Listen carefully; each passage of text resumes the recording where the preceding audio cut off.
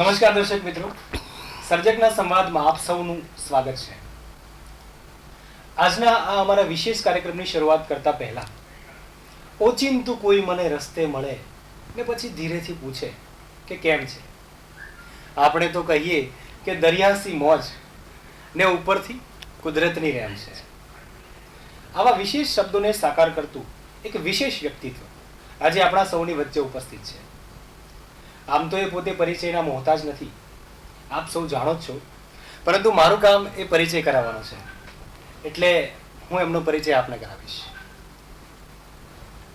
જેઓ સતત લોકહિત અને દેશહિતના કામો કરતા રહ્યા છે અને પોતાનું જીવનનું યોગદાન આપી રહ્યા છે, તેવા નારી શક્તિના પ્રતીક સમા ડૉક્ટર અવનીબેન અત્યારે આપણી સાથે ઉપસ્થિત છે. તેઓ પોતે પાટણમાં આસિસ્ટન્ટ પ્રોફેસર તરીકે લો કોલેજમાં પોતાની ફરજ બજાવી રહ્યા છે. સાથે સાથે આમ તો હિન્દુ ધર્મની દીકરી છે, પરંતુ રબારી સમાજનું ગૌરવ કહેવાતા અવનીબેન આલ રબારી સમાજના પ્રથમ મહિલા પીએચડી છે, ગોલ્ડ મેડાલિસ્ટ પણ છે અને LML એટલે કે માસ્ટર ઓફ લોની અંદર યુનિવર્સિટીમાં પ્રથમ આવવા બદલ ગુજરાત રાજ્યના મહામહિમ રાજ્યપાલ શ્રીના હસ્તે સુવર્ણચંદ્રક પણ તેમને મળેલ છે. તેઓ જીપીએસસીની પરીક્ષામાં સમગ્ર ગુજરાતમાં પ્રથમ આવેલા છે. તેમણે અઢળક એવોર્ડ અને સન્માનો પણ મેળવેલા છે. તેમના મહિલા અને બાળકો માટેના 6 જેટલા પુસ્તકો રાષ્ટ્રીય લેવલે પ્રસિદ્ધિ પામેલા છે, તેમજ અન્ય 6 જેટલા પુસ્તકો સ્પર્ધાત્મક પરીક્ષાના ઉમેદવારો અને વર્ગ 2 અને વર્ગ 3ના અધિકારી અને કર્મચારીઓ માટે પણ લખાયેલા છે. વિવિધ રાષ્ટ્રીય તેમજ આંતરરાષ્ટ્રીય સામયિકોમાં તેમજ મેગેઝિનમાં તેમના અનેક લેખો છપાઈ ચૂક્યા છે. તેમજ રાષ્ટ્રીય અને આંતરરાષ્ટ્રીય કક્ષાના સેમિનારમાં તજજ્ઞ તરીકે તેઓ પોતાનું યોગદાન અને સેવાઓ આપી રહ્યા છે. તેમના વિશે કહેવા બેસીશ તો આખું પુસ્તક લખાય તેટલી સિદ્ધિઓને વરી ચૂકેલા આ ડૉક્ટર અવનીબેન આલનું સર્જકના સંવાદમાં હું પરેશ લિંબાચી અમારી સમગ્ર ટીમ વતી આપનું હાર્દિક સ્વાગત કરું છું. તેમના શબ્દે શબ્દે અર્થનો આધાર છે. કા મીઠો લાગે કા તલવારની ધાર છે.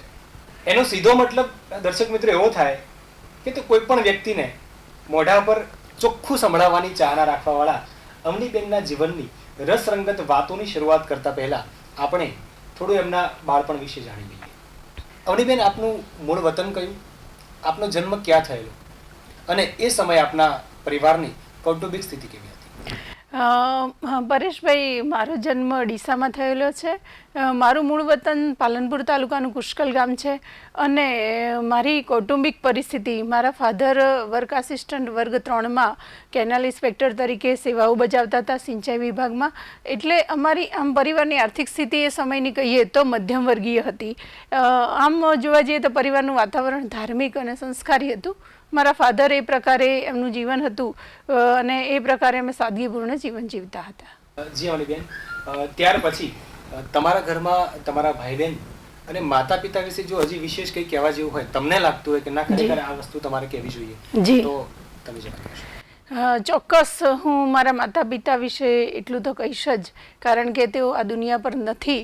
પણ કદાચ હું આપની સમક્ષ દર્શક મિત્રો બેઠી છું અને પરેશભાઈ મારો ઇન્ટરવ્યૂ લઈ રહ્યા છે, તો એનું મૂળ મારા મધર ફાધર છે. મારા પેરેન્ટ્સ જે રબારી સમાજના જે રીતિ રિવાજો અને જે સામાજિક અને શૈક્ષણિક રીતે પછાત કહેવાતો સમાજમાં દીકરીને આટલું ઉચ્ચ શિક્ષણ આપવું અને હંમેશા દીકરીના દરેક નિર્ણયમાં સાથે રહી અને એને સાથ આપવો, એ માટે હું કદાચ અત્યારે હું મારા મા બાપનું જેટલું પણ ઋણ કદાચ મારાથી નથી ઉતરી શક્યું અને કદાચ ઉતરશે પણ નહીં. તો મારા માતા પિતાએ જે સંઘર્ષ કરીને મને આટલે સુધી પહોંચાડી છે, તો આજે હું એમને યાદ કરવાનું ક્યારેય ન ભૂલી શકું. બીજું કે જે પરેશભાઈ આપે વાત કરી મારા ભાઈ બહેનની, તો મારા ભાઈ બહેનનો પણ હંમેશા મને સહકાર રહ્યો છે. હું ઘરમાં સૌથી નાની છું. મારાથી મોટા 3 બહેનો છે અને મારા 2 ભાઈ છે. એમણે હંમેશા મને એક દીકરી કે બહેન તરીકે નહીં, પણ એક ભાઈ તરીકે ક્યારેય પણ મને એવું લાગ્યું નથી કે હું કોઈ દીકરી કે કોઈ મારાથી કોઈ આ વસ્તુ ન થઈ શકે, એવું ક્યારેય મને મારા પરિવારે ક્યારેય એવું ઓછું આવવા નથી દીધું અને હંમેશા સાથ અને સહકાર આજ દિન સુધી આપતા રહ્યા છે. મારા દરેક નિર્ણયમાં મારો પરિવાર મારી સાથે રહ્યો છે, જેનું મને ગૌરવ છે. ખૂબ સરસ અવનીબેન. ત્યાર પછી આપનું પ્રાથમિક શિક્ષણ જી કેવા માહોલમાં અને પ્રાથમિક ઉછેર કેવા માહોલમાં થયો એ પણ જણાવ્યું? જી, મારું પ્રાથમિક શિક્ષણ એક સરકારી પ્રાથમિક શાળામાં, નાનકડી સરકારી પ્રાથમિક શાળામાં થયું છે. હું કદાચ મારા એ શિક્ષકોને ધન્યવાદ આપીશ, એમને પણ હું એ ગુરુઓને પણ આજે યાદ કરીશ કે જેમણે મને એક નાનકડા કહેવાય ને કે એક વાંચવાની શરૂઆત વડ ચડ પડથી એવી શરૂઆત મને કરાવેલી. એવા મારા બાળપણના શિક્ષકો કે જેઓએ મને કદાચ અમને એ સમયે દિબેડી પણ નાખ્યા હશે, ત્યારે કદાચ અમે આજે આપની સમક્ષ બેઠા છીએ. તો એવા ગુરુજનો જેમણે અમને પાટી પેન પકડતા શીખવાડેલું, અને કદાચ હું એક નાનકડી યાદગીરી મારા પ્રાથમિક શિક્ષણની વાત યાદ કરું તો અમારી પાસે અમારી જે શાળા હતી એમાં ઓરડા ઓછા હતા પરેશભાઈ. એટલે અમે સ્કૂલની બહાર એક મોટું વડનું ઝાડ હતું, ત્યાં અમને બેસાડી અને ભણાવવામાં આવતા. અને એ જે આનંદ હતો, એ જે કુદરતી વાતાવરણ વચ્ચે ભણવાનું, એવું લાગતું કે ગુરુકુલ જેવું વાતાવરણ છે. અને એમાંથી અમે ભણીને ગુજરાતી માધ્યમમાં હું ભણીને આટલા સુધી આવી છું. એ બદલ હું મારા એ શિક્ષકોનો પણ આજે જ્યારે આ સ્ટેજ ઉપર હું બેઠી છું તો હું એમનો પણ આભાર માનવાનું નહીં ચૂકીશ. એટલે એ ગુરુ ઋણ પણ મારી પર હંમેશા રહેશે. અને એ પ્રાથમિક ઉછેર જે કહેવાય અમારું મિડલ ક્લાસ ફેમિલીમાં, જ્યાં રબારી સમાજ જેવા અતિ પછાત જ્ઞાતિમાંથી હું આવું છું, તો પણ મને ભણવાની, મારી પુસ્તકોની બધી જ કેર મારા મમ્મી પપ્પાએ, મારા પેરેન્ટ્સે અને પરિવારે ઉઠાવી છે. અને આજે હું આ સ્થાન ઉપર પહોંચી છું. જી, ખૂબ સરસ અવનીબેન. ત્યાર પછી આપણે એ સમયમાં પાછા જઈએ જી, અને એવું વિચારીએ કે એ સમયમાં તમે કઈ બચપણના સમયમાં એટલે કે ધીંગામસ્તી અગર કોઈ કરી હોય અને યાદગાર હોય તો તમે કહેશો જરા કરશો. આમ પરેશભાઈ સ્વભાવે થોડીક શાંત હતી બાળપણમાં. અત્યારે કદાચ હોઈ શકું કે થોડીક ક્રાંતિકારી વિચારો થોડાક આવી ગયા છે, પણ એ સમયે થોડોક શરમાળ સ્વભાવ અને ધીંગા મસ્તી કરવાની તો કદાચ એ સમયના શિક્ષકોને ધન્યવાદ આપવા પડે કે જે દિબેડી નાખવાની પરંપરા હતી, એ પરંપરાને એમણે એ સમયે એટલી સ્ટ્રિક હતી કે એવી મસ્તી કરવાનો, કદાચ એટલી ખરાબ મસ્તી કરવાનો તો મોકો નથી મળ્યો. પણ હા, મને એક મારા બાળપણના પ્રસંગોમાં એક વાત હું ઉમેરવાનું ચૂકીશ નહીં. કારણ કે હું ધોરણ 5 થી 10 સુધી ભણી, જ્યારથી એવી ખબર પડી કે વાંચવું જોઈએ અને પરીક્ષા આવે એટલે તૈયારી કરવી પડે, તો મને એક એવી આદત હતી, એને કદાચ જીદ પણ કહી શકાય.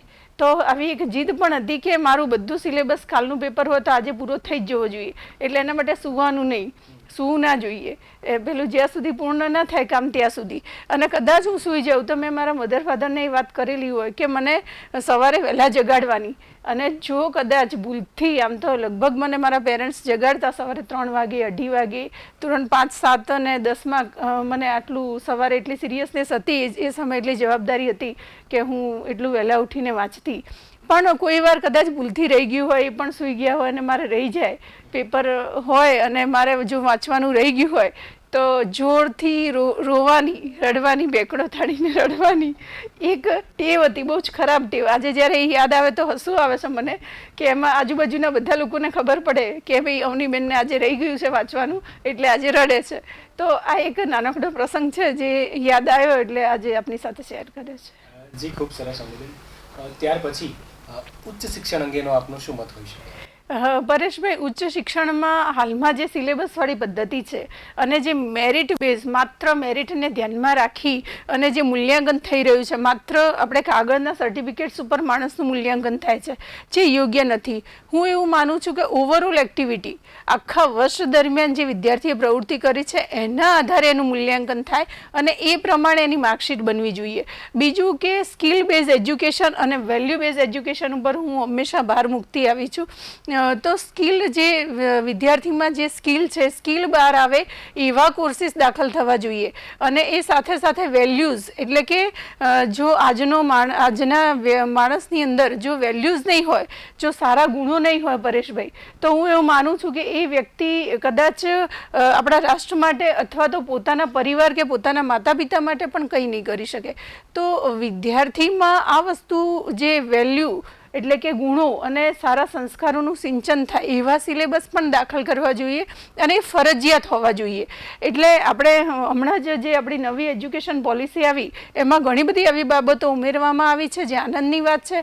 સરકારશ્રીનો આપણે આભાર પણ માનવો પડે આ તબક્કે, પણ હજી એનો સમય, હજી એને ઇમ્પ્લિમેન્ટ થતા અને જ્યાં સુધી આપણને પરિણામો મળશે તો એ સમય હજી થોડોક દૂર છે. પણ હું એવું માનું છું કે શરૂઆત થઈ ચૂકી છે અને ઉચ્ચ શિક્ષણમાં આ વસ્તુ દાખલ થવી જોઈએ. જોઈએ. અને હું એવું માનું છું કે દરેક શિક્ષકો અથવા દરેક પ્રોફેસરોએ પોતાના ક્લાસરૂમમાં માત્ર ને માત્ર ખાલી સિલેબસ ભણાવીને પોતાની જવાબદારી પૂર્ણ કરવી જોઈએ એવું ન કરવું જોઈએ. એની સાથે સાથે વિદ્યાર્થીને વ્યવહારિક જ્ઞાન અને સાથે સાથે એના અંદર કોઈ પણ એવી બાબતો છે કે જે સુધારી શકાય એમ છે તો એક 5 કે 10 મિનિટ આપણા જે આપણું વ્યાખ્યાન છે એ વ્યાખ્યાનની અંદર 5 થી 10 મિનિટ એવી ઉમેરવી જોઈએ કે જેમાં વિદ્યાર્થી સાથે તમે સીધા સંવાદ કરી શકો અને એ વિદ્યાર્થીની કોઈ તકલીફ છે અથવા તો એની કોઈ પણ એવી નેગેટિવ બાબત છે તો જેને એક મા બાપ તરીકે ગુરુ એટલે બીજા મા બાપ કહેવાય છે તો મા બાપ તરીકે અથવા ગુરુ તરીકે તમે એ પણ વસ્તુ દાખલ કરી શકો છો. અને એક આ મૌલિક વસ્તુ છે અને દરેક વ્યક્તિએ, હું એવું માનું છું દરેક શિક્ષકો અથવા તો અધ્યાપકોએ આ પોતાના વ્યાખ્યાનમાં ઉમેરવી જોઈએ એવું મારું આ તબક્કે આપ સૌને એવું સૂચન છે.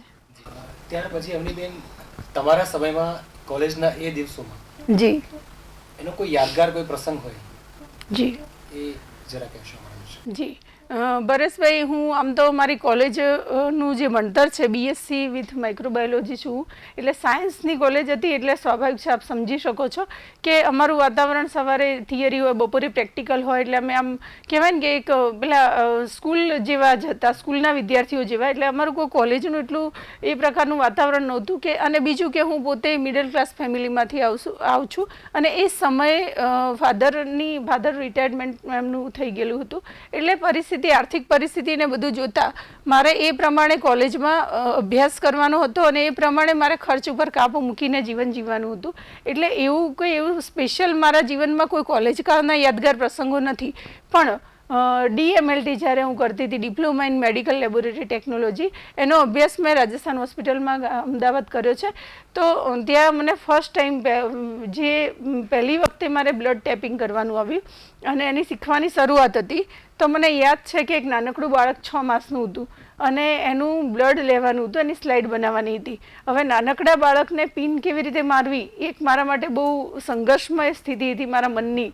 અને એ સમયે મારી સાથે જે મારા સિનિયર લેબ ટેકનિશિયન હતા જેમણે મને શીખવ્યું, એમણે મને એવું કહ્યું કે જો અવનીબેન આપણે આને નહીં કરીએ તો કદાચ આ બાળકનું જીવન જોખમમાં મુકાશે. તો આપણે તો બનવું જ પડશે, આપણે તો થોડીક સંવેદનાને બાજુ પર મૂકવી પડશે. અને એ સમયે મેં પહેલી જે ટાંકણી એક નાનકડા બાળકને અંગૂઠા ઉપર મારી અને મેં સ્લાઇડ બનાવેલી. તો એ પહેલું મારા અત્યારે પણ એ રૂવાટા ઊભા થઈ ગયા છે કે બાળક ખાલી રડ્યું નહોતું પણ એક સહેજ અવાજ જ કર્યો હતો. તો આ જ્યારે યાદ આવે છે ત્યારે એવું લાગે કે કદાચ એવી પણ એક શરૂઆત થયેલી છે મારા અભ્યાસકાળમાં. ખૂબ સરસ અમીબેન. ત્યાર પછી તમે પાટણ લો કોલેજમાં આસિસ્ટન્ટ પ્રોફેસર તરીકેની ફરજ અત્યારે પણ બજાવી જ રહ્યા છો. જી. જ્યારથી લાગ્યા ત્યારથી લઈને અત્યાર સુધીમાં કોઈ યાદગાર પ્રસંગ હોય, કોઈ અનુભવ એવા કોઈ હોય તો તમે કહી શકો છો? જી, આમ તો પરેશભાઈ હું વહીવટી અધિકારીમાંથી સીધી એકેડેમિક ક્ષેત્રમાં આવી એટલે પહેલાં થોડું નવું અને થોડુંક મારા માટે આખું ક્ષેત્ર બદલાઈ ગયેલું. એટલે ત્યાં એક હુકમ આપવાની પદ્ધતિ હતી અને રોજે રોજ પરિપત્રો, ગાંધીનગરમાં મારું પોસ્ટિંગ હતું એટલે પરિપત્રો ને એવું બનાવવું એક પ્રકારે. વાત કાપીને હું કહીશ બેન કે એ વિષયમાં પણ તમે થોડું કહી જ દો. જી જી. ગાંધીનગર તમે ત્યાં શું કરતા હતા અને જે તમે ક્લાસ 2 માં હતા એ વિષયમાં થોડું પણ કહી. જી, મારું પોસ્ટિંગ ગાંધીનગર સચિવાલયમાં બ્લોક નંબર 16માં સમાજ સુરક્ષા વિભાગમાં થયેલું. હું આખા ગુજરાત રાજ્યમાં મેરિટમાં પ્રથમ સ્થાને હોવાથી મારું પોસ્ટિંગ ત્યાં થયેલું. હવે ત્યારે મને એક એડોપ્શન સેલ એટલે કે દત્તક વિધાનવાળો જે ભાગ છે એ મને આપવામાં આવે અને અધિકારી બનાવવામાં આવી. એટલે શરૂઆતમાં એક તો નાની ઉંમર અને ડિસિઝન બહુ મોટા લેવાના આવતા હતા. એડોપ્શન બાળકોનું કરવું અને એમાં પણ દરેક જગ્યાએથી આખા ગુજરાત રાજ્યમાંથી જે પણ બાબતો આવે, જે સમસ્યાઓ આવે એ સમસ્યાને અમારે હેન્ડલ કરવાની હતી. એટલે એક નવું ક્ષેત્ર હતું. સાથે સાથે અમારી પાસે સમાજ સુરક્ષા વિભાગમાં હંમેશા વંચિત લોકો આવતા હતા. એવા લોકો કે જેમનું કોઈ નથી પરેશભાઈ, જેમ કે વિધવા બહેનો હતા, વૃદ્ધ હતા, પછી જે અનાથ બાળકો છે, નારી સંરક્ષણ ગૃહો કે જ્યાં કંઈક ને કંઈક સમસ્યાઓ, સમાજથી દુઃખી થયેલો માણસ આ વિભાગ પાસે આવતો.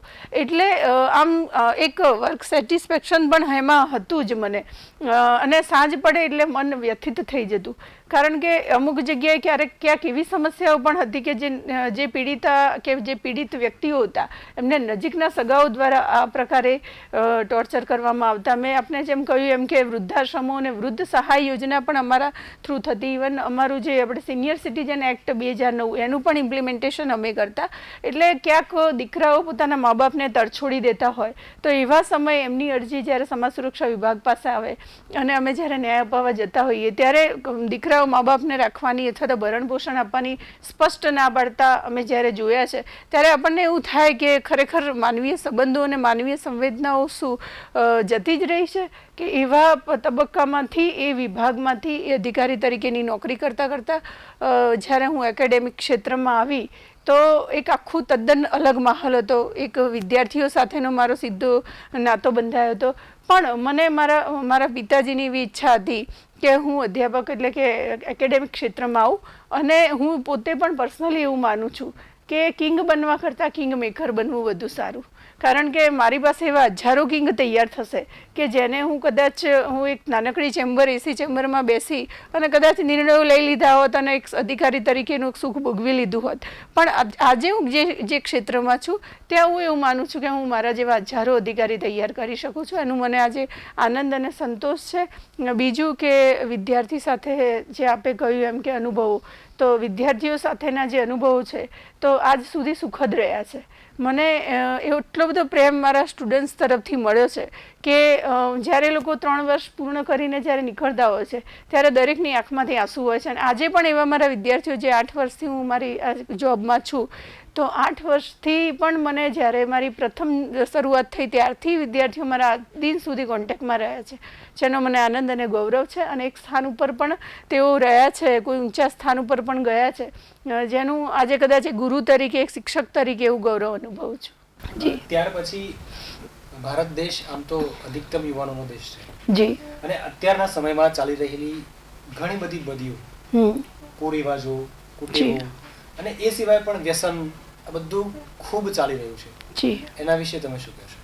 જી પરેશભાઈ, હું માનું છું કે આપણું યુવાધન જે રીતે જે દિશામાં ચાલી રહ્યું છે, પાશ્ચાત્ય સંસ્કૃતિના રવાડે જે રીતે યુવાનો ચાલી રહ્યા છે અને જે આંધળી દોટ પશ્ચિમી સંસ્કૃતિનું અનુકરણ આપણે ત્યાં થઈ રહ્યું છે, એ જોતાં મને એવું લાગે છે કે કદાચ આવનારું ભારતનું ભવિષ્ય જો આપણે પ્રયાસ નહીં કરીએ, જો આપણે વહેલા નહીં જાગીએ, જો એના જે બાળકોના માતા પિતા છે એ જો વહેલા નહીં જાગે, અથવા તો એજ્યુકેશન સંસ્થાઓ, જે શૈક્ષણિક સંસ્થાઓ જે એમને શિક્ષણ આપવાનું કામ કરી રહી છે એ પણ જો વહેલા નહીં જાગે, તો હું એવું માનું છું કે આ આપણા યુવાધનને આપણે કદાચ એવી કક્ષાએ જોઈશું કે કદાચ 20 વર્ષ પછી આપણને એક દુઃખદ ભરી સ્થિતિમાં આપણે સૌ મુકાઈશું. પણ હું હંમેશા આશાવાદી વિચારસરણી ધરાવું છું અને એવું વિચારું છું કે every cloud has a silver line, એટલે કે દરેક કાળા વાદળોની પાછળ એક રૂપેરી કોર હોય છે. તો હું એવું માનું છું કે હજી પણ સમય નથી ગયો, હજી પણ આપણી પાસે સમય છે કે આપણે એ યુવાન દીકરા દીકરીઓને જે રીતે જે પ્રમાણેનું એમનું જીવનશૈલી છે અથવા જે પ્રમાણે એ પાશ્ચાત્ય સંસ્કૃતિની પાછળ દોટ મૂકી રહ્યા છે, તો આપણે હજી પણ પ્રયત્નોના જે આવી સંસ્થાઓ, આવી ચેનલો, મીડિયા, સોશિયલ મીડિયા અથવા તો એજ્યુકેશન જે સિસ્ટમ છે એને પણ આપણે સુધારી અને તમામ લોકોના પ્રયાસોથી આપણે જે યુવાનો, રોજે રોજ આપ સૌ જોતા જશો છાપામાં કે જે પ્રકારે ડ્રગ્સ અથવા તો હેરોઇન કે એવા પ્રકારના વ્યસનોમાં જે રીતે પહેલાં તો સામાન્ય બીડી સિગારેટનું વ્યસન પણ લોકોને નવાઈ લાગતી, આજે જે પ્રકારે જે આપણે હમણાં તમે ન્યૂઝમાં જોતા હશો એ પ્રમાણે ડ્રગ્સના રવાડે જે પ્રમાણે દીકરીઓ પણ ચડી રહી છે. અત્યાર સુધી તો એવું હતું કે માત્ર યુવાનો જ હતા, હવે યુવતીઓ પણ એ રવાડે ચડી રહી છે, જે ખૂબ જ દુઃખદ બાબત કહી શકાય.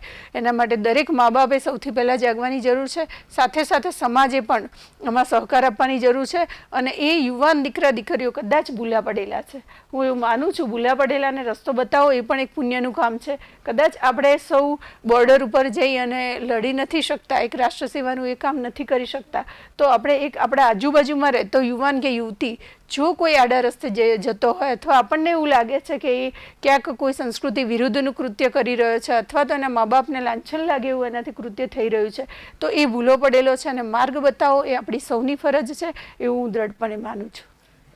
ખૂબ સરસ, આટલા ઉચ્ચ વિચારો છે આપના. સાથે સાથે આપણી બેન, આપ આરએસએસ અને દુર્ગા વાહિની જેવા સંગઠનો સાથે સંકળાયેલા છો. જી. અચ્છા, એમાં આપ કેવી કેવી પ્રવૃત્તિઓ કરો છો? જી. સાથે ખબર નહીં એને હોદ્દો કહેવાય કે શું કહેવાય, સ્થાન કહો કે હોદ્દો કહો, તમને કોઈ વિશેષ સ્થાન, હોદ્દો કે જવાબદારી મળેલી હોય એના વિશે પણ અમારા દર્શક મિત્રોને જરૂરથી કહેશો. જી આમ જે દુર્ગા વાહિની આયામ છે એ અમારા વિશ્વ હિન્દુ પરિષદનો એક ભાગ છે કે જેમાં યુવતીઓ માટેનું એક સંગઠન છે જે 14 થી 35 વર્ષના બહેનો છે એમના માટે એ કામ કરે છે. હવે અમારું કામ છે સેવા, સુરક્ષા અને સંસ્કાર. એ સેવા, સુરક્ષા અને સંસ્કાર સિંચન કરવાનું કામ દુર્ગા વાહિની આયામ કરે છે. એમાં મારી જવાબદારી હોદ્દો નથી પણ એક જવાબદારી છે. હું પણ એક કાર્યકર્તા જ છું પરેશભાઈ, અને હું પણ એક સંગઠનનો એક ભાગ છું, એક નાનકડું તણખલું જ છું. પણ જે તણખલાના ભાગરૂપે જે મને જવાબદારી આપવામાં આવી છે એ જવાબદારીમાં મને 4 જિલ્લા છે મારી પાસે: મહેસાણા, પાટણ, બનાસકાંઠા પૂર્વ અને બનાસકાંઠા પશ્ચિમ. જે અમારા વિભાગની દ્રષ્ટિએ એ પ્રકારે 4 ભાગ પડેલા છે. અને એમાં અમે આવી દીકરીઓ માટે 14 થી 35 વર્ષની બહેનો માટે કામ કરીએ છીએ. એમનામાં સેવાનો ભાવ ઊભો થાય, કરુણા, પ્રેમ, દયા જેવા ગુણો વિકસે. સુરક્ષા એટલે કે અમે એમને ડિફેન્સની તાલીમ પણ આપીએ છીએ, તલવાર, રાઇફલ શૂટિંગ, દંડ, આવી પ્રકારની પણ એમના તાલીમ વર્ગો થાય છે. અને સાથે સાથે અમે એમનામાં સંસ્કારનું સિંચન થાય એ માટે પણ એમના બૌદ્ધિક દ્વારા અને એક સાપ્તાહિક મિલન કેન્દ્ર અને શક્તિ સાધના કેન્દ્રના માધ્યમથી અમે દર અઠવાડિયે આવી દીકરીઓ જે અમારી સાથે જોડાવા માગતી હોય એવી દીકરીઓનું એક કેન્દ્ર બનાવી અને દરેક ગામ એટલે કે અમારા વિશ્વ હિન્દુ પરિષદના જે નિયમ પ્રમાણે પ્રખંડ, ગામ એટલે કે પ્રખંડ સુધી અમે આવી દીકરીઓની એક આખી સમિતિઓ બનાવી છે. અને ગામે ગામ સુધી અમારો આ સંકલ્પ પહોંચાડવાની અમારી એક નેમ છે. અને એ પ્રકારે અમે યુવાન દીકરીઓને જોડી રહ્યા છીએ. હું એવું માનું છું કે અમે તો એક નાનકડા તણખલા સમાન છીએ. આમાં હું આપને કહું તો જે આ સંગઠનો છે, જે દુર્ગા વાહિની કે રાષ્ટ્રીય સ્વયંસેવક સંઘ, એની અંદર ઘણા બધા એવા પ્રચારક લોકોએ પોતાનું સંપૂર્ણ જીવન સમર્પિત કર્યું છે રાષ્ટ્ર સેવામાં, કે જેઓ કદાચ હું એવું માનું છું કે કદાચ આપણી તો કલ્પના બહારની વસ્તુ છે. હું એવું માનું છું કે આર્મી કે જે આપણી જે પણ ડિફેન્સની ફોર્સિસ છે એ ફોર્સિસ કદાચ સરહદ ઉપર જઈ અને આપણને પ્રોટેક્ટ કરે છે, પણ આ લોકો, આ જે સંગઠનના જે લોકો છે જેમણે પોતાના રાષ્ટ્રને સમર્પિત પોતાનું જીવન સમર્પણ કર્યું છે, એ લોકોએ પોતાના પરિવાર, પોતાના ઘર-બાર, તમામ સુખ સગવડો સમર્પિત કરી અને જ્યારે એક થેલો લઈને નીકળી પડ્યા છે, તો એવા લોકોની સામે કદાચ અમે કાંઈ જ ન કહેવાઈએ. તો એવા લોકોના જીવનોની અસર અમારા ઉપર પણ છે. અને અમે તો સાથે સાથે બધી જ ફેસિલિટી સાથે નોકરી કરતા સાથે પરિવારની સાથે જીવન જીવી અને અમે એક દાયિત્વ નિભાવી રહ્યા છીએ. એટલે અમે તો કદાચ બહુ જ નાનકડા અમારો પ્રયાસ કહેવાય એમની સામેનો. તો એક આ રાષ્ટ્ર સેવાનું અગત્યનું કામ આ સંગઠનો કરી રહ્યા છે. હું દરેક દીકરીને એવી નમ્ર અપીલ અને દરેક દીકરીના મા બાપને પણ એવી નમ્ર અપીલ કરીશ કે આવા સંગઠનો સાથે આપણે જોડાવવું જોઈએ, કે જેથી આપની દીકરીમાં એક સંસ્કાર અને એક લક્ષ્મણ રેખા અને વિવેક બુદ્ધિ શું હોય એનું એને ભાન અને જ્ઞાન થાય. એ માટે હું ચોક્કસ બધાને મીડિયાના માધ્યમથી હું આપ સૌને પણ એવી અપીલ કરીશ. ધન્યવાદ. જી ચોક્કસથી અમીબેન, દરેક માતા પિતાએ આ વાતને ખરેખર ધ્યાનમાં લેવી જોઈએ અને વ્યક્તિગત રીતે દરેક દીકરી કે દીકરો જે પણ હોય એને પણ આ વાતને ખરેખર ધ્યાનમાં લેવી જોઈએ. ત્યાર પછી અમીબેન, આ સંગઠન સાથે કે આવા સંગઠનો સાથે આપ કેટલા સમયથી જોડાયેલા છો? જી. અને વિશેષ રૂપે એવા કોઈ મહાપુરુષ હોય જી કે જેનાથી આપ પ્રભાવિત થયા હોય એના વિશે પણ દર્શક મિત્રોને જરૂરથી કહેશો. જી, જે આપે કહ્યું કે સંગઠનમાં જોડાવાનો સમય, તો મને મારું બાળપણ યાદ છે કે જ્યારે અમે ધોરણ 5માં ભણતા ત્યારે મારી જે કોલોનીની સ્કૂલ હતી એની પાછળ એક શાખા, RSSની શાખા ચાલતી, અને એ શાખામાં અમને રમતો રમાડવામાં આવતી. એ સમયે ખબર નહોતી કે રાષ્ટ્રીય સ્વયંસેવક સંઘ શું છે અને આ શાખા શું છે. પણ ધોરણ 5માં બાળ શાખા ચાલતી, એ શાખામાં અમે નાનકડા હતા ત્યારે જતા. પણ પછી ત્યારબાદ કેરિયર બનાવવાના ભાગરૂપે થોડોક સમય અમારાથી ક્રમશઃ એ બધું છૂટતું ગયું. પણ પછી એવું થયું, જ્યારે ગ્રેજ્યુએશન પૂર્ણ થયું ત્યારે મારું પરિવાર પણ, મારા માતા પિતા, મારા ફાધર પણ આની સાથે જોડાયેલા હતા. એટલે એક વિચારોનો અને એક બ્લડમાં, DNA-માં આ બધું આવતું હોય છે પરેશભાઈ. એટલે એક જ્યારે જોબ, એમાં પણ જ્યારે જોબ સિક્યોર થઈ ગઈ પછી એવું લાગ્યું કે હવે માત્ર ખાલી જોબ કરી અને ઘેર જઈને ખાઈ પીને સૂઈ જવું એ તો કદાચ એક પશુ સમાન ક્રિયાઓ ગણી શકાય. પણ એની સાથે હું એવું માનું છું કે આપણા જીવનના બીજા ઘણા કલાકો આપણે એમને વેડફી નાખતા હોઈએ છીએ. તો તો મને એવું લાગ્યું કે મારે એ જે મારા કલાકો છે જીવનના વધારાના કલાકો, એ મારે ક્યાંક અને ક્યાંક, કદાચ હું બોર્ડર ઉપર જઈને રાષ્ટ્ર સેવા કે દેશ સેવા તો નથી કરી શકતી, પણ હું સમાજને એક યોગદાન આપી શકું એમ છું.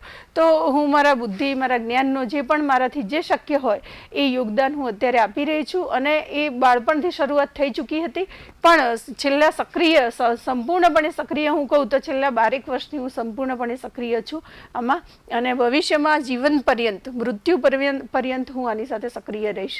બીજું કે જે આપનો એક પ્રશ્ન છે કે કયા મહાપુરુષોની અસર રહી છે, તો હું ચોક્કસ આજે વીર સાવરકરને યાદ કરીશ કે જેમણે આ રાષ્ટ્ર માટે, કદાચ આપણા ઇતિહાસમાં એમની નોંધ બહુ ઓછી લેવાય છે, પણ હું એમને નહીં ભૂલું, કારણ કે એમને કાળા પાણીની સજા જે રીતે એમણે ભોગવી અને જે પ્રકારે એમનું આખું જીવન એમને પોતાના દેશ માટે અર્પણ કરેલું, હું એવું માનું છું કે આપણા માટે કલ્પના બહારની વસ્તુ છે. અને એમનું જે જીવન છે એ જ્યારે મેં વાંચ્યું, એમની સિંહ પુરુષ નામની નવલકથા ડૉક્ટર શરદ ઠાકરે લખેલી છે, નવલકથાનું સ્વરૂપ છે, પણ એમનું તદ્દન સંપૂર્ણ જીવન એની અંદર સ્પર્શ થાય છે, આપણને આપણી હૃદયની સંવેદનાઓને જાગૃત કરે છે.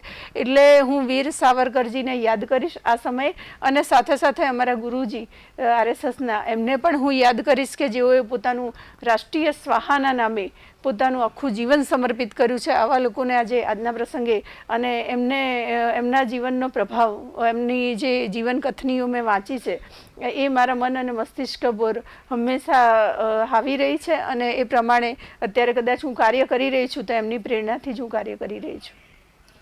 જી અવનીબેન, આપે આ મહાપુરુષોના જીવન સંઘર્ષની વાત તો કરી, જી, પણ આપના જીવનમાં કોઈ એવા સંઘર્ષમય સમય હોય કે આવ્યો હોય, એ સમયની થોડી ઘણી વાત દર્શક મિત્રો. જી, હું બહુ સેન્સિટિવ પ્રશ્ન કર્યો પરેશભાઈએ. સંઘર્ષને યાદ કરીશ તો કદાચ પાછું વળીને જોતા આખી એક કેસેટ રિપીટ થાય. આ જ્યારથી ઇન્ટરવ્યૂની વાતચીત થઈ ત્યારથી એવું મનોમંથન થઈ રહ્યું હતું કે આમ બેક સાઈડ જોઈએ તો આખી કેસેટ રિપ્લે થાય. એટલે ઘણા બધા અપ્સ એન્ડ ડાઉન્સમાંથી હું બહાર આવી છું. સીધું સરળ મારું જીવન નથી રહ્યું. ખૂબ સંઘર્ષમય પરિસ્થિતિમાંથી હું બહાર નીકળી છું. પરેશભાઈને વાત મેં કરેલી છે, ફિનિક્સ પક્ષીની માફક એવું કહેવાય છે કે રાખમાંથી બેઠું થાય. જીવનના એવા તબક્કા પણ આવ્યા હશે કે કદાચ છેક મૃત્યુના આરે પહોંચીને હું પાછી આવેલી છું. એટલે એવા સમયમાંથી હું પસાર થઈને જ્યારે આવી છું, એટલે સંઘર્ષ તો મારા જીવનમાં પહેલેથી મારી સાથે જ રહ્યો છે. હું એને સંઘર્ષ અને અવનીબેન બંને સાથે જ ચાલે છે, પેરેલલ. એટલે ક્યારેય મને સરળતાથી કોઈ વસ્તુ આજ સુધી પ્રાપ્ત નથી થઈ. હું તમને નાનકડું ઉદાહરણ કહું કે ફોર્મની વેચણી થતી હોય અને બધાના ફોર્મ વેચાઈ ગયા, અને જ્યારે મારો વારો આવે એટલે ટાઈમ પૂરો થઈ જાય અને બારી બંધ થઈ જાય. એટલે લગભગ આવું મારી સાથે હંમેશા બનતું આવ્યું છે. અને એ પરિસ્થિતિને હું સ્વીકારીને ચાલું છું, કારણ કે હવે મેં સ્વીકારી લીધું છે કે હું જ્યાં મૃત્યુ પર્યંત મારી સાથે સંઘર્ષ સાથે રહેવાનો છે. અને સંઘર્ષ અને મારું જીવન બંને સાથે છે. અને સંઘર્ષો ખૂબ થયા જીવનમાં, સામાજિક રીતે પણ થયા છે, આર્થિક પણ થયા છે, અને શૈક્ષણિક રીતે પણ થયા છે. કે નાની નાની વાતોમાં કદાચ મેં લેટ ગો કર્યું અને ક્યાંક મારા મનને સમજાવી અને કોમ્પ્રોમાઇઝ કરી અને કદાચ હું આજે આ સ્ટેજ ઉપર છું. જી અવનીબેન, ત્યાર પછી આટલા બધા સંઘર્ષોમાંથી ઉભરી આવીને આજે તમે એક સારા સ્ટેજ પર છો. જી. અચ્છા, સૌથી પહેલા શરૂઆતમાં જ મેં તમારી બધી ઉપલબ્ધિઓ દર્શક મિત્રો તમને કહી છે, તો આટલી બધી ઉપલબ્ધિઓ, ઉપાધિઓ મેળવ્યા પછી ડોક્ટર અવનીબેન આલ માટે સુખ અને દુઃખ એટલે શું? સુખ એટલે જ્યારે પણ હું કોઈને પણ મદદ કરું છું. આપને એક બીજી વાત કરી લઉં કે મેં એક સંકલ્પ કરેલો છે મારા જીવનમાં કે જ્યારથી મેં સંઘર્ષમય પરિસ્થિતિ જોઈ અને તકલીફોમાંથી હું બહાર આવી ત્યારે આંસુ જાતે લૂછી અને ઊભા થવાની ટેવ છે મારી. એટલે જ્યારે આ પરિસ્થિતિમાંથી હું નીકળેલી છું ત્યારે મેં રોજે સવારે મારે એક સંકલ્પ હોય છે મારા જીવનનો કે દિવસ દરમિયાન કોઈ પણ એક વ્યક્તિના ચહેરા પર મુસ્કાન લાવી, આપણાથી જે શક્ય હોય તે. માત્ર વ્યક્તિ નહીં, પશુ પંખી પણ હોય તો પણ ચાલે, કારણ કે એ જીવ માત્રને આપણે જ્યારે સુખ આપીએ છીએ તો એને જે સુખ મળે છે એ હું માનું છું સીધે સીધું આપણા હૃદયને પણ એટલું જ સુખ પ્રાપ્ત થતું હોય છે. તો જ્યારે હું આખા દિવસ દરમિયાન ક્યારેક કોઈને પણ હેલ્પ મારાથી જે પણ થાય છે, ઇવન કોઈ પશુ પંખી પણ હોય, તો જ્યારે વ્યક્તિને હેલ્પ કરું છું અને જ્યારે એના ચહેરા પરની મુસ્કાન જોઉં છું તો એ મારા માટે સૌથી સુખદ ક્ષણો હોય છે. સુખ હું એને માનું છું. ભૌતિક સુખ સુવિધાઓને સુખ નથી કહેવાતું, કારણ કે એ ક્ષણિક હોય છે. પણ આ સુખ એવું છે કે જે તમને આજીવન, જ્યારે મૃત્યુ સુધી આપણી જીવન યાત્રા હોય છે ત્યાં સુધી એ સુખ આપણને હંમેશા આનંદ આપતું રહે છે. પણ જે આપણે દુઃખની વાત કરી, તો દુઃખ હવે મારી માટે, મેં હાલ જ વાત કરી એમ કે એક પેરલ સ્થિતિ છે મારી માટે. એટલે હવે સ્થિત પ્રજ્ઞ, ગીતાનો શબ્દ છે સ્થિત પ્રજ્ઞ, એટલે સ્થિત પ્રજ્ઞનો ભાવ હવે મને આવી ગયો છે. અને એ દર્શક મિત્રોને કહેતા મને આનંદ થશે કે સ્થિત પ્રજ્ઞ છું, એટલે હવે દુઃખ ગમે તેટલું આવે છે, સંઘર્ષ આવે છે, તો પેલું કહેવાય છે ને કે પથ્થર ઉપર પાણી, એટલે હવે એ સ્થિતિનો અનુભવ નથી થતો. સ્થિતિ હતી જે સમય, હા માણસ છું એટલે હું એવું ના કહી શકું કે આંસુ ના આવે, આંસુ પણ આવે છે, પણ એ લૂછવાની તાકાત પણ અવનીબેનની છે.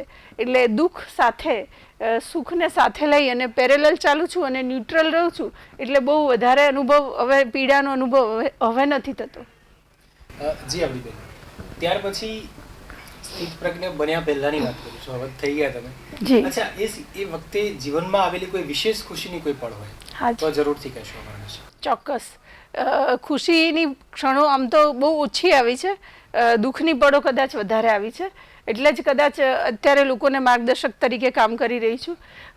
પણ જે ખુશીની પળો છે, જે યાદગાર, મારા જીવનની સૌથી યાદગાર ક્ષણો, તો જ્યારે મને સુવર્ણચંદ્રક મળ્યો ત્યારે મારા માતા પિતા મારી સાથે હતા. અને મારા ફાધરને મારા માટે એ સમય એટલો બધો ગર્વ થયેલો, કારણ કે મને યાદ છે કે મારી LLMની ફી ભરવાના પૈસા મારા ફાધર પાસે નહોતા.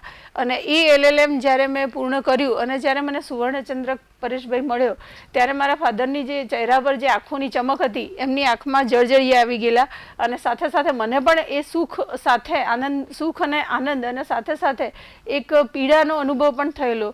તો એક એવી ક્ષણ હતી કે જેને શબ્દોમાં વર્ણન ન કરી શકાય. આજે યાદ આવે છે તો મને મારી આંખમાં પણ એ ભાવ આજે ફરી ઊભો થાય છે. એટલે મારા માતા પિતાનું એ ગૌરવ છે અને એ સમય હું ક્યારેય નહીં ભૂલી શકું. અને એક બીજો પ્રસંગ એવો છે કે જ્યારે હું GPSCમાં પાસ થઈ અને રિઝલ્ટ જાહેર થયું અને મારો નંબર દેખાયો, અને એ સમયે મારા ફાધરે જે ખુશી વ્યક્ત કરેલી, મારા મા બાપે, મારી મા અભણ હતી, એને બિલકુલ કંઈ ખબર નહોતી પડતી કે હું શું ભણું છું કે શું પરીક્ષાઓ પાસ કરું છું, પણ મારી માને એવું તો જ્ઞાન હતું જ કે એને ભણાવી છે. એ હંમેશા મને એવું કહેતી કે મેં આખી જિંદગી કામ કર્યું છે, મજૂરી કરી છે, અને મારી મા ભેંસો, અમારા ઘરમાં, અમારા ત્યાં પરિવારમાં અમે ભેંસો પણ હતી, અને મારી મા એ કામ આખો દિવસ કરતી. એટલે હંમેશા મને એવું કહેતી કે આ કામ તમારે ન કરવું પડે, અને તમે કોઈ સારી જગ્યાએ હો તો તમારે ભણવું જોઈએ. એટલે મારી દરેક બહેનો, અમારા દરેક ભાઈ બહેનને એટલું ઉચ્ચ શિક્ષણ મારી મા, મારા મમ્મી પપ્પાએ આપ્યું છે. અને મારી માને હંમેશા એવું હતું કે હું કંઈક ભણું ને કંઈક આગળ વધું. એટલે જ્યારે આ ક્ષણ આવી ત્યારે એને ખાલી એટલી જ ખબર પડી કે મને કંઈક મોટી નોકરી મળી છે. અને જે એમના ચહેરા પરનો, જે મારા મા બાપના ચહેરા પરનો આનંદ છે, એ હું ક્યારેય નહીં ભૂલી શકું. એ મારા જીવનની સૌથી ધન્ય અને ખુશીની ક્ષણો હતી. જી, ખૂબ સરસ અભિપ્રાય. ત્યાર પછી આપ આટલા બધા સંગઠનો સાથે જોડાયેલા છે, જી, આટલા પ્રવૃત્તિમય છો, ઘણા સમય મળ્યા છો, હાજી, તો ખરેખર ભવિષ્યમાં આપની કલ્પનાનું ભારત કેવું છે, સરસ, ને સાથે સાથે એમાં તમારું વિશેષ યોગદાન શું હશે, એ જરાક દર્શક મિત્રોને કહેશો. જી, મારા સ્વપ્નનું ભારત, હું એવા ભારતની કલ્પના કરું છું, અખંડ ભારત, કે જે ભારતના અત્યારે જે ટુકડા થઈ ગયેલા છે, જે ટુકડાઓમાં વહેંચાયેલું ભારત, એવું નહીં, પણ જે અખંડ ભારતનું ચિત્ર છે, જે હંમેશા અમે અમારા સંગઠનોમાં હંમેશા વારંવાર જોતા આવ્યા છીએ, એવું અખંડ ભારત. સાથે સાથે અખંડ ભારતના લોકો, હિન્દુસ્તાનના લોકો સંસ્કારી, આપણી ભારતીય સંસ્કૃતિને વરેલા, અને એવું કહેવાય છે કે આપણે જે આપણી કથાઓમાં, આપણા શાસ્ત્રોમાં વાંચેલું છે કે સતયુગનું ભારત, અને એ સમયે સીતા અને રામ હતા, એવા સીતા અને રામ દરેક સ્ત્રી અને દરેક પુરુષમાં હોય એવું સ્વપ્નનું ભારત હું જોવા માંગુ છું. જે આપણે કહ્યું કે આપનું યોગદાન, તો અમે એક નાનકડા તણખલા સમાન છીએ.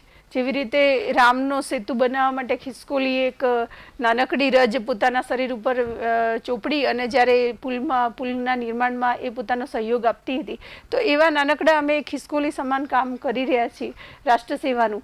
તો અમે કદાચ હું તો એવું માનું છું કે એક નાનકડું જ અમારું યોગદાન હશે, કંઈ એટલું મોટું યોગદાન નહીં હોય, પણ હું એવું માનું છું કે હું જ્યાં છું અથવા મારી આજુબાજુ જે લોકો છે અથવા મારી આજુબાજુ જે દીકરીઓ છે જે દુર્ગાબાઈની આયમ સાથે હું જોડાયેલું છું, તો હું ચોક્કસ એવું માનું છું કે મારી સાથે જોડાયેલા તમામ લોકો ભારતીય સંસ્કૃતિને વરેલા હોય, આપણા રાષ્ટ્રને વરેલા હોય, રાષ્ટ્રની સેવામાં જેમનું સમર્પિત જીવન થાય એ માટે હું ચોક્કસ સંકલ્પબદ્ધ છું અને મૃત્યુ પર્યંત આ મારું કામ ચાલુ રહેશે. ખૂબ સરસ અમીબેન.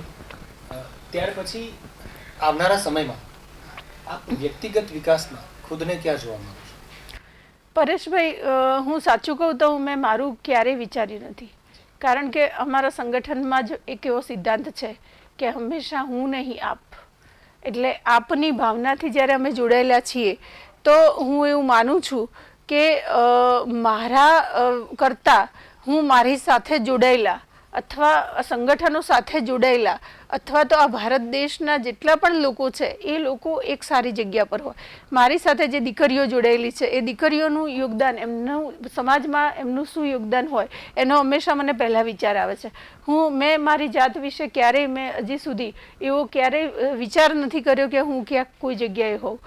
કદાચ ભવિષ્ય અથવા નિયતિને આધીન થઈ અને કોઈ જો જગ્યા હશે, કોઈ સ્થાન હશે જે કદાચ નિયતિને મંજૂર હશે, જેમ કે હું વહીવટી ક્ષેત્રમાંથી એકેડેમિક્સમાં આવી છું, તો એ પ્રકારે કંઈક જો નિયતિએ કંઈક મંજૂર કરેલું હશે તો એ વિશે હું કહી ના શકું, પણ મેં ક્યારેય મારી જાતને કોઈ જગ્યા પર જોવા નથી માગી. હા, લોકોના હૃદયમાં જોવાનું મેં એક સ્વપ્ન સેવ્યું છે કે હું લોકોના હૃદયમાં સ્થાન પામું. ખૂબ સરસ અમીબેન, ઈશ્વર આપનું આ સ્વપ્ન ખરેખર પૂરું કરે. અને એ સાથે સાથે અમીબેન, આપનું કોઈ સપનું અધૂરું રહી ગયું હોય તેવી કોઈ વાત હોય તો કહેશો? પરેશભાઈ, સ્વપ્ન તો હવે લિસ્ટ બનાવીએ તો ઘણું બધું લાંબુ લિસ્ટ બને એમ છે. એવું કહેવાય કે સ્વપ્ન તો માણસ છીએ એટલે ઘણા બધા હોય અને અધૂરા પણ રહ્યા હોય, પણ મારી એક ટેવ છે કે આંસુ લૂછી અને ફરીથી જીવન સંઘર્ષ શરૂ કરવો. એટલે સ્વપ્ન જ્યારે અધૂરા રહ્યા છે તો એ અધૂરા સ્વપ્નોને પૂરા કરવાનો મેં પ્રયાસ પણ કર્યો છે, હજી પણ ચાલુ છે અમુક સ્વપ્નનો. પણ હું એવું માનું છું કે સ્વપ્ન અધૂરું રહી જાય તો ત્યાંથી આપણી જિંદગીને સ્ટોપ ન કરવી અને ફરીથી નવું સ્વપ્ન જોવાની તાકાત અવનીબેન આલમાં છે. એટલે ફરીથી નવું સ્વપ્ન જોયું છે, નવા સ્વપ્નો સાથે ફરીથી રોજે રોજ સવારે એક સ્વપ્ન સાથે ફરી ઉઠું છું અને એ પૂરું કરું છું. થાય છે, જેટલા થાય છે એટલા કરું છું, જે નથી થતા એ નિયતિને આધીન છે. બીજું તો શું કહી શકું. ખૂબ સરસ અમીબેન. આજના દિવસની ગણતરી કરીએ, ભૂતકાળમાં સફર કરીએ તો શું લાગે? જીવનમાં શું ખોયું અને શું મેળવ્યું? જો સાંસારિક બાબતોની વાત કરીએ તો ઘણું બધું ખોયું છે મેં.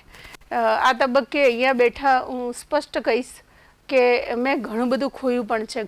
ખોયું એટલે કે ગુમાવ્યું છે, ગમે તે કારણોસર, સંજોગો અથવા તો કદાચ કોઈની કુદ્રષ્ટિ અથવા તો કોઈની કુબુદ્ધિના કારણે મેં ઘણું બધું ગુમાવ્યું છે અને ઘણું બધું ખોયું છે. પણ તેમ છતાં મારો એક સ્વભાવ છે કે ફિનિક્સ પક્ષીની માફક ફરીથી બેઠા થવાનો. એટલે ગુમાવ્યું છે એના કરતાં અત્યારે જે મેં મેળવ્યું છે એનો આનંદ મને ઘણો છે.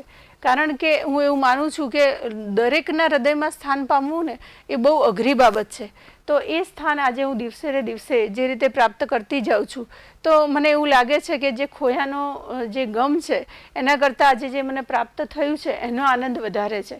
એટલે ક્યારેક યાદ આવે છે તો એ પણ યાદ કરી અને મનને મનાવી લઉં છું કે જે પણ જે ગયું છે એ કદાચ મારું નહોતું અને કદાચ મારા ભાગ્યમાં નહોતું તો કદાચ મેં એ ગુમાવી દીધું છે, પણ હવે જે મળશે એવું માનું છું કે ઘણું સારું છે. જી શ્રેષ્ઠ અમીબેન. જી અમીબેન, ત્યાર પછી રબારી સમાજ માન મોભા મરદબાનો સમાજ રહ્યો છે. એની અંદર ખૂબ રીત રિવાજો ને બધું ઘણું બધું છે. મોડર્ન યુગ સાથે આપ કદમથી કદમ મિલાવીને ચાલી રહ્યા છો.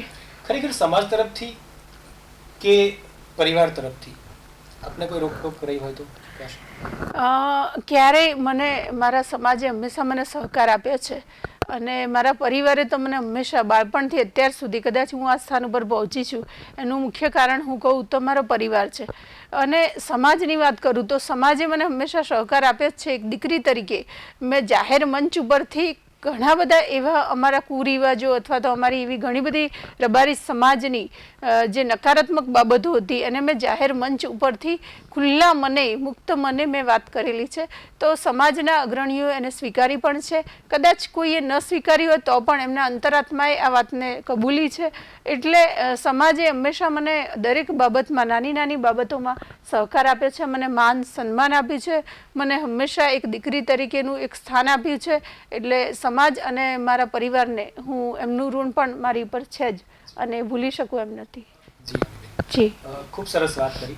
સાથે સાથે આપ જેવા સંગઠનો સાથે જોડાયેલા છો એનું સ્લોગન છે જી, પ્રથમ માતૃત્વ અને પછી નેતૃત્વ. જી, એની સાથે સાથે દરેક સ્ત્રીની અંદર જી, એક સબરી ઢોળાયેલી અને રાધા ઉભરાયેલી હોય છે. જી, એટલે કે દરેક સ્ત્રીને માં બનવાનું એક સપનું હોય છે અને સ્ત્રીવત ઈચ્છાઓ, આકાંક્ષાઓ, અપેક્ષાઓ પણ હોય છે. કેવી રીતે જુઓ છો આ બધી વાતોને? પરેશભાઈ, માતૃત્વ મારા માટે બહુ ખૂબ જ સંવેદનશીલ વિષય છે અને હું માનું છું કે માતૃત્વ દરેક સ્ત્રીએ ધારણ કરવું જ જોઈએ. હું પોતે પણ દરેક વ્યાખ્યાનમાં દરેક સ્ત્રીને એવું કહેતી હોઉં છું કે મા બનવું એ પરમ સૌભાગ્યની વાત છે. સ્ત્રી સંપૂર્ણ ત્યારે જ થાય છે કે જ્યારે એ મા બને છે. હા, મારા માટે નિયતિએ કદાચ કંઈક અલગ જ મંજૂર કર્યું છે, કારણ કે જે આપણે હમણાં જ કહ્યું કે એક સપનું અધૂરું રહી ગયું હોય તો એ સપનું કદાચ નિયતિને આધીન થઈ અને મારા સ્વપ્ન અથવા તો મારી આકાંક્ષાઓ જે અધૂરી રહી ગઈ હોય એમાંનું એક મારું માતૃત્વ સુખનું કે જે કદાચ સ્વપ્ન મારું અધૂરું રહ્યું છે, પણ હું એવું માનું છું કે નિયતિએ મારા માટે કંઈક એવું જ મંજૂર કરેલું કે હું હજારો બાળકોની મા બનું.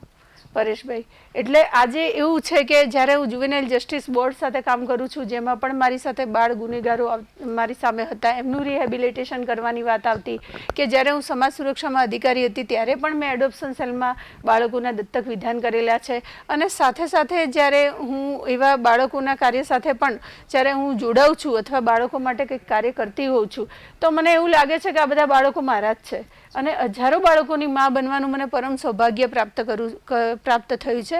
આજે હું એક વાત યાદ કરીશ કે જ્યારે મેં વૃંદાવન વાત્સલ્ય ગ્રામની મુલાકાત લીધી, પૂજ્ય દીદીમાં ઋતુમ્ભરાજી સાથે મારી મુલાકાત થઈ અને ત્યાં મેં વાત્સલ્ય ગ્રામની મુલાકાત લીધી તો મને એવું લાગ્યું કે એમણે દીદીમાં કરતાં દીદી પાછળ માં જ શબ્દ છે, એટલે એ પણ પોતાનું સંસારિક જીવન નથી તેમ છતાં પણ આજે હજારો બાળકોને એમને નવજીવન આપ્યું છે. અનાથ બાળકોની માં છે.